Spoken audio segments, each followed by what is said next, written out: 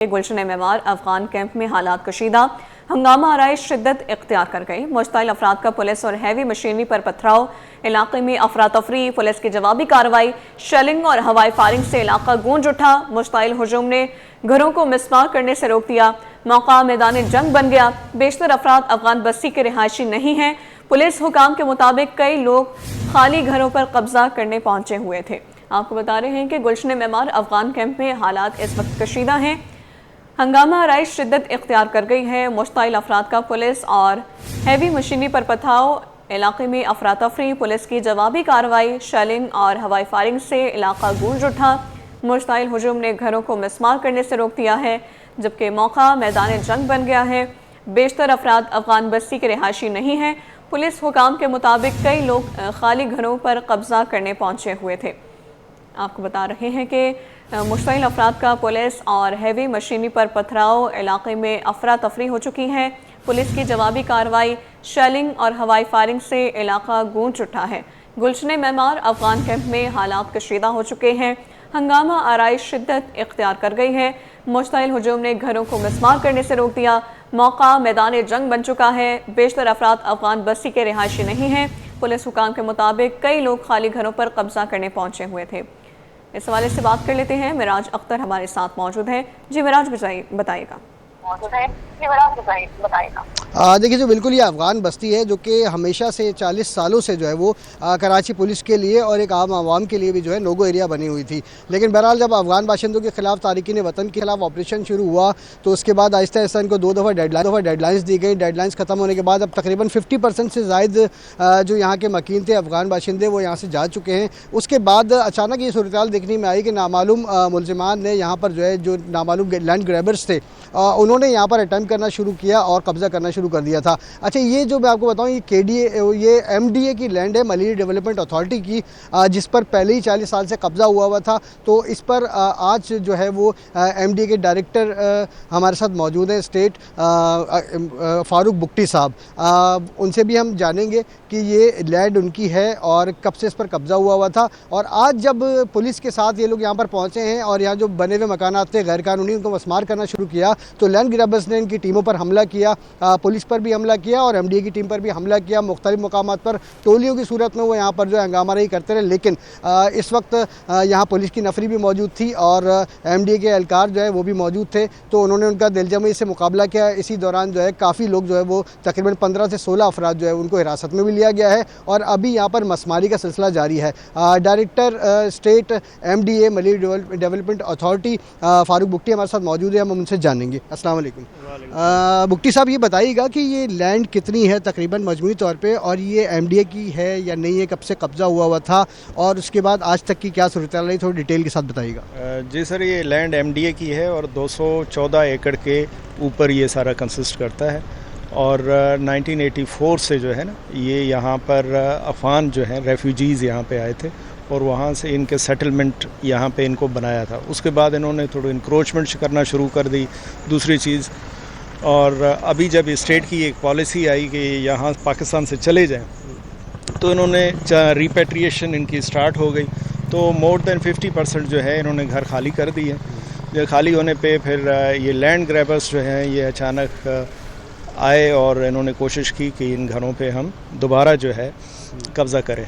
तो वो सिलसिला है। अभी एक स्टेट की पॉलिसी है कि इस चीज़ को हम यहाँ पे तोड़ फोड़ वगैरह कर दें और गवर्नमेंट की रिट कायम करें। उसके लिए हम यहाँ पे मौजूद हैं, डिफरेंट डिपार्टमेंट्स हैं जिसमें पुलिस है, रेंजर है, रेवेन्यू है, एंटी इंक्रोचमेंट है, MDA खुद है जिसकी लैंड है।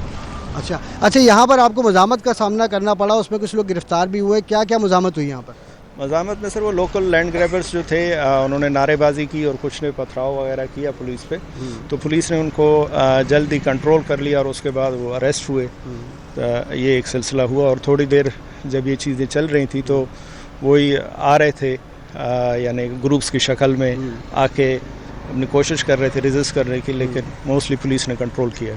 अच्छा, अभी आपका ये ऑपरेशन कितने दिन चलेगा, क्या सूरत हाल है, कितना टाइम लगेगा इसको? सर टाइम तो लगेगा कि मैंने आपको बताया ना कि 3000 हाउसेस हैं जो यहाँ पे सेटलमेंट्स यहाँ पे बनाए हुए हैं, तो उनको तोड़ने में थोड़ा टाइम तो लगेगा। और कुछ घर अभी भी ऑक्यूपाइड हैं। जैसे ही वो खाली होंगे तो उनको तोड़ दिया जाएगा। तो अभी ये रोज़ की बुनियाद पर चलेगा ऑपरेशन? इंशाल्लाह जी, ये रोज़ की बुनियाद पे चलेगा जब तक कि इस पे बिल्कुल इसको ज़ीरो कर दिया जाए। ठीक है। फारूक बुख्ती साहब हमारे साथ मौजूद थे, डायरेक्टर एमडीए स्टेट। अच्छा, इनका ये कहना है कि ये ऑपरेशन, क्योंकि 3000 से ज़्यादा मकानात हैं और उसको तोड़ने में टाइम लगेगा, और उसमें से कुछ ऐसे भी जो अभी तक ऑक्यूपाई हैं लोगों ने खाली नहीं किए। तो बहरहाल अब ये रोज़ की बुनियाद पर यहाँ पर ऑपरेशन होगा, और इसी तरह जो है वो पुलिस की नफरी भी यहाँ पर मौजूद रहेगी ताकि कोई नाखुशगवार सूरत हाल पैदा ना हो। और पुलिस हुक्काम का ये कहना है कि लैंड ग्रैबिंग में और पुलिस पर हमलों में जो भी लोग मुलव्वस हैं उनके खिलाफ जो है मुकदमात भी दर्ज किए जा रहे हैं, और इंसदाद दहशतगर्दी की दिफात भी उसमें शामिल की जा रही हैं, और किसी को भी इजाज़त नहीं दी जाएगी कि वो किसी सरकारी ज़मीन पर कब्ज़ा कर सके। तो इस हवाले से पुलिस की नफरी यहाँ पर मौजूद है। फ़िलहाल जो भी हंगामा राय करने वाले अफराद थे और हमला करने वाले अफराद थे वो सब यहाँ से फ़रार हो चुके हैं, और एमडी की टीमें यहाँ पर मौजूद हैं जो कि अब रोज़ाना की बुनियाद पर यहाँ पर काम करेंगी, और यहाँ जो जितना भी जो इंक्रोचमेंट हुई है और 84 से 1984 से हुई हुई है, तो उसको तोड़ने में उनको वक्त लगेगा, लेकिन ये काम मुकम्मल करने के बाद ही एमडीए जो है इस ज़मीन को हासिल कर सकेगी। जी ठीक है, बहुत शुक्रिया, आप हमें बराह रास्त अपडेट कर रहे थे।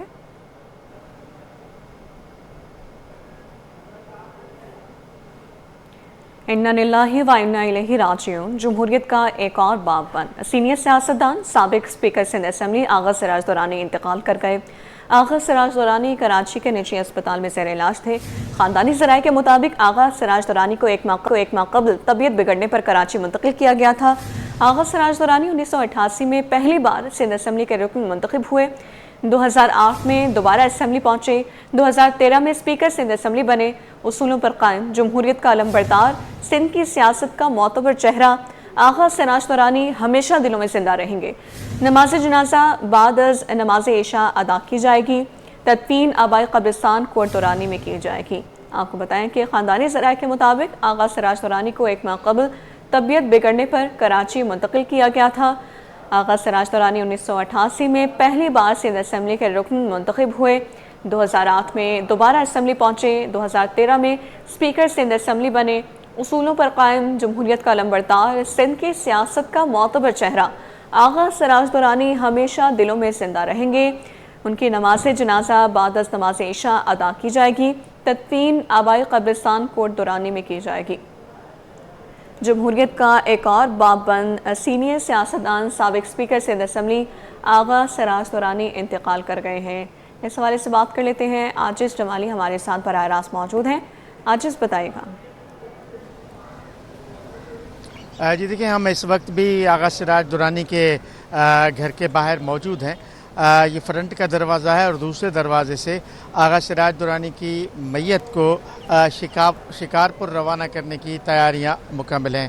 पहले यहाँ पे ये ऐलान हुआ था कि मैयत को रवाना कर दिया गया, लेकिन गुस्ल के बाद मैयत को रोक लिया गया था।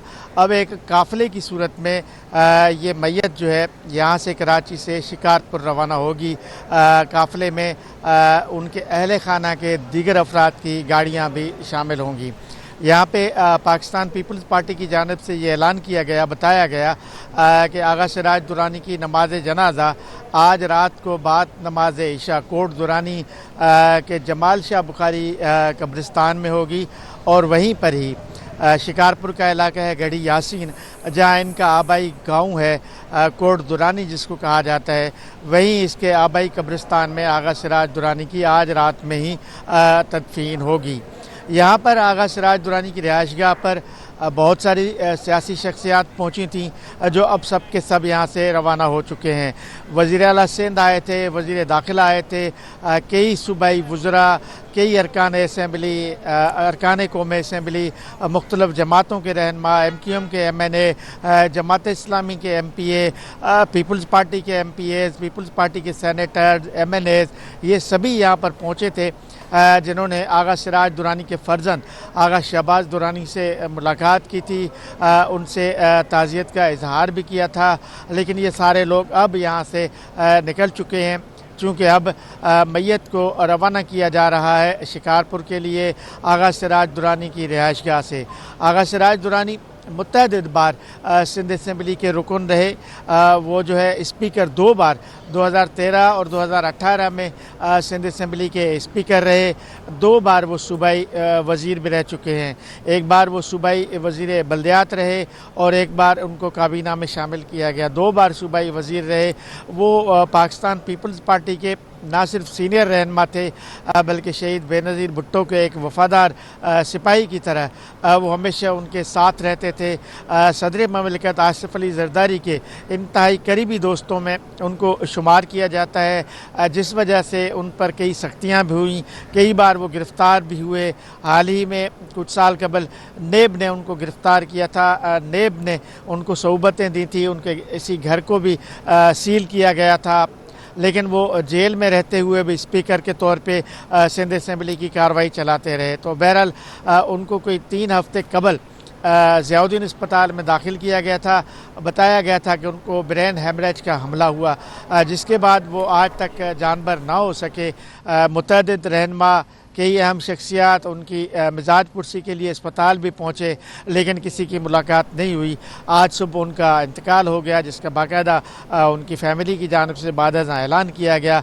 तो अब तैयारियां हैं, मैयत को मुंतकिल किया जा रहा है शिकारपुर के इलाके गढ़ी यासीन में, जहाँ पर कोट दुरानी जमाल शाह कब्रिस्तान में उनकी तदफीन होगी। जी ठीक है, उनकी तदफीन कर दी जाएगी। आजिज़ जमाली हमें बराह रास्त अपडेट कर रहे थे। आपका बहुत शुक्रिया इस पर बात करने के लिए। आज़ाद तोहरी हमारे साथ मौजूद हैं। आज़ाद, बताइएगा किन सियासी शख्सियात की जानिब से शिरकत मुतवक्की है? जी बिल्कुल, मैं इस वक्त मौजूद हूँ डिफेंस खड्डा मार्केट, जहाँ पर वाकई मेरे हक़ में साबिक स्पीकर सिंध असम्बली आगा सिराज खान दुरानी की रिहाइश का है।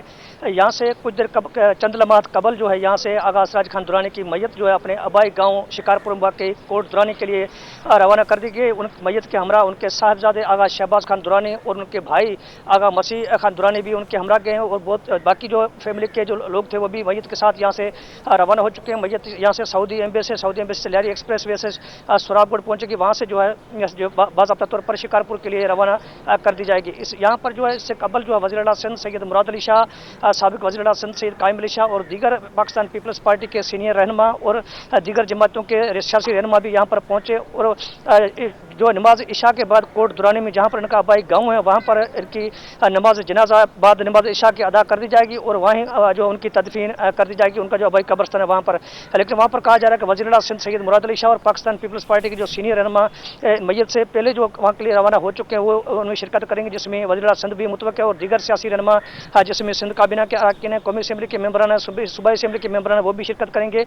वहाँ पर जो है नमाज जनाजा के लिए भी तैयारियाँ मुकम्मल कर ली गई हैं, और वहाँ पर भी इंतजाम के लिए यहाँ इनके जो अहले खाने के कुछ अफराद थे जो मैयत से रवाना करने से कबल ही यहाँ से रवाना हो चुके हैं, वहाँ पहुँच चुके हैं इंतजाम के लिए, और यहाँ से अब जो है कुछ देर कबल यहाँ से मैयत को भी अपने आबाई गाँव के लिए रवाना कर दिया गया है।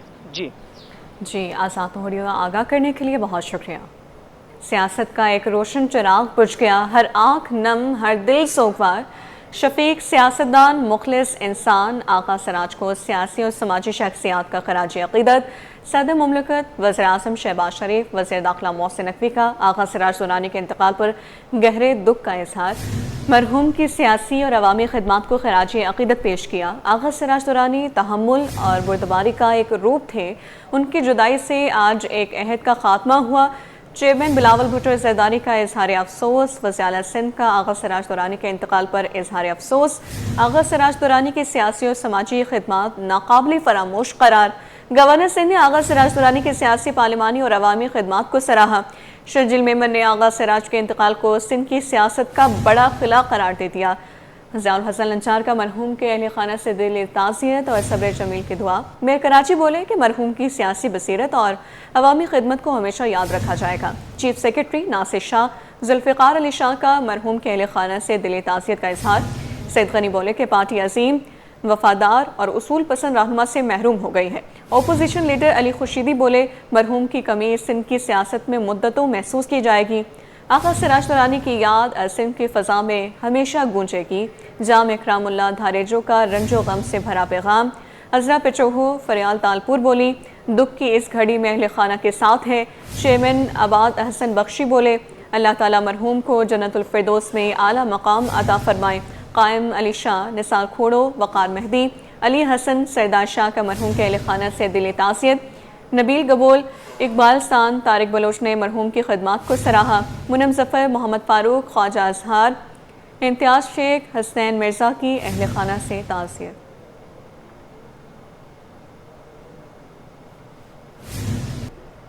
लांढी नंबर 6 5G से गुजरने वाले नाले पर गड़ा पड़ जाने से हादसात का खतरा। मोटरसाइकिल और गाड़ियों में सफ़र करने वाले शहरी परेशान हैं।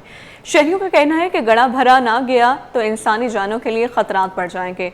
मज़ीद जानेंगे इस हवाले से मोहम्मद हमाद से। हमाद, आगाह कीजिए। इस वक्त मैं मौजूद हूँ लांडी टाउन की 36G मोहम्मदाबाद में, और आप यहाँ देख सकते हैं कि यहाँ से जो नाला गुजर रहा है, इस नाले के ऊपर इतना बड़ा जो है वो होल है जो कि कई सालों पहले यहाँ पे धंस गया था। इस होल को कवर करने के लिए चारों तरफ जो है वो झाड़ियाँ और रुकावटें खड़ी कर दी गई थी, लेकिन नशई अफराद ने जो है वो झाड़ियाँ हटा के जो यहाँ पर सरिया मौजूद था उसको काट कर ले गए, जिसकी वजह से अब रुकावट खत्म हो गई है और किसी भी वक्त कोई बड़ा हादसा यहाँ पर पेश हो सकता है। अगर रात की तारीखी की बात की जाए तो यहाँ पे कोई ऐसी लाइट्स मौजूद नहीं है कि जो यहाँ से गुजरने वाले शहरी हैं मोटरसाइकिल पर या गाड़ी पर या पैदल चलने वाले उनको नजर आ सके। अगर वो इस के गड्ढे में गिरते हैं तो डायरेक्ट नाले में जाएंगे, जो कि जानलेवा साबित होगा। हमारे साथ एक शहरी मौजूद है, हम उनसे बात कर लेते हैं। अच्छा, आप मुझे बताइएगा, ये तो काफी सालों से ऐसे ही है, लेकिन इसके ऊपर जो कवर करने के लिए रखे हुए थे ब्लॉक्स वगैरह या झाड़ियाँ, वो किसने खत्म की और कैसे खत्म? ये सरिया वगैरह थे यहाँ पे, जो है ना जो नशई हैं, जो हीरोइन वगैरह पीते हैं, आइस वगैरह, वो आते हैं, इसको काट के रात में ले जाते हैं। इसको रोकने वाला कोई नहीं है। एक दफ़ा हादसा भी होते होते बचा, यहाँ बाइक गिरते गिरते बची है नाले के अंदर लेडीज़ के साथ। तो ये काम हो जाए तो अच्छी बात है, इसलिए कि इलाके वालों को सहूलत हो जाएगी। देखिए, बिल्कुल आपने सुना, कोरंगी हो, लांडी हो या शहर का कोई भी ऐसा इलाका हो, वहाँ पर परेशानी का सामना जो है इलाका मकीनों को करना पड़ रहा है। चाहे फिर वो कचरा कुंडी कायम कर दी गई हो रिहायशी इलाके में या फिर गुजरने वाले नाले में जो है वो गड़ा पड़ जाए। आप देख सकते हैं ये कोरंगी लांडी से ये नाला आ रहा है जो पूरे कोरंगी को कवर करता है, कोरंगी की जानिब जा रहा है, और इस नाले में के ऊपर जो इतना बड़ा ये रोड का हिस्सा मुनदम हुआ है, इससे हादसा भी रुनुमा हो सकते हैं और जानलेवा भी साबित हो सकता है। शहरियों का कहना है कि इस गड्ढे को भरने के लिए फौरी इकदाम चाहिए। सड़कों से उठता धुआं और कचरे को जलाने से बीमारियों में इजाफा। नाक, कान और गले के इन्फेक्शन बढ़ने लगे हैं। तिब बीमारी ने एहतियाती तदाबीर अपनाने की हिदायत जारी कर दी। डॉक्टर खालिद बुखारी का कहना था कि बच्चे और बड़े तमाम साफ सुथरी खुराक का इस्तेमाल करें। इस हवाले से तफसीलात जान लेते हैं इब्राहिम रिद से। बताइएगा इब्राहिम।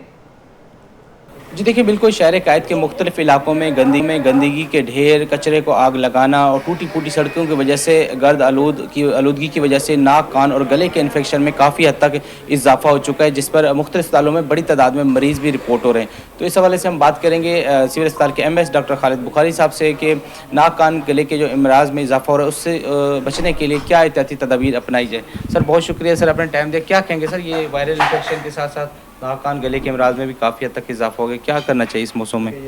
ये तो हमेशा की तरह इस मौसम में भी जो है स्पेशली गला और नज़ला और फ्लू होता है और इसकी वजह से गले ख़राब होते हैं।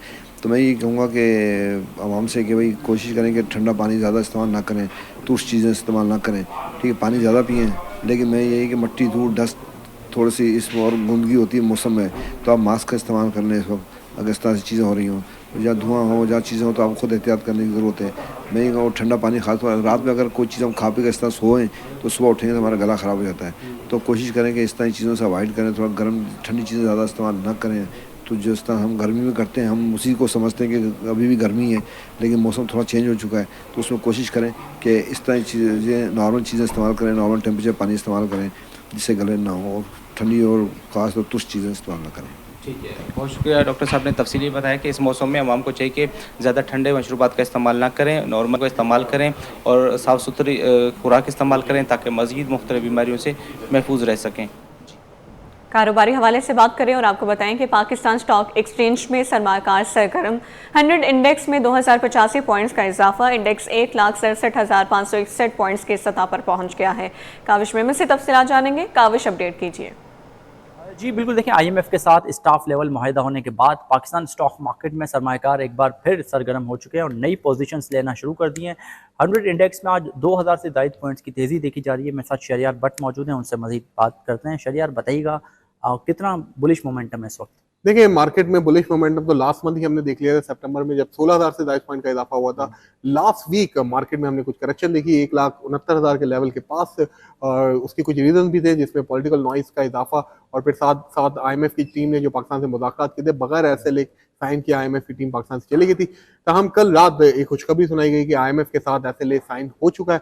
ये काफी मुस्बत इकदाम है, खासतौर पर गवर्नमेंट ऑफ पाकिस्तान के लिए, कंट्री के लिए, बल्कि पाकिस्तान स्टॉक मार्केट भी इसको बहुत मुस्बत ले रही है। यही वजह है कि कल जो हिस्टोरिकल बुल रन मार्केट में हमने देखा कि 7,000 से ज्यादा पॉइंट का इजाफा, सेकंड हाईएस्ट इंटरडे गेन हमने मार्केट में देखा था। आज वो मोमेंटम बरकरार है और मार्केट ने आज एक बार फिर 1600 से ज्यादा पॉइंट का इजाफा अब तक कर चुकी है। साथ साथ हम देख रहे हैं कि ऑटो सेक्टर के अंदर काफी नुमाया सरमायाकारी आ रही है, फिर सीमेंट के स्टॉक्स के अंदर, सिक्लिकल स्टॉक्स में अच्छी बाइंग सेलिंग देखने में आ रही है, फार्मास्यूटिकल अच्छा सेक्टर अच्छा परफॉर्म कर रहे हैं और बैंक तो ऑलरेडी जिनके रिजल्ट बहुत ज्यादा आउटस्टैंडिंग कंटिन्यू हम देख रहे हैं, उनमें सरमायाकार काफी ज्यादा एक्टिव है। ठीक है, बिल्कुल सरमायाकार एक्टिव हैं। यही वजह है कि पाकिस्तान स्टॉक मार्केट में भी तेज़ी का रुझान बरकरार है। गुज़श्ता रोज़ भी मार्केट में 7,000 से ज़ायद पॉइंट्स की तेज़ी देखी गई थी और उसी का तसलसल मार्केट में आज भी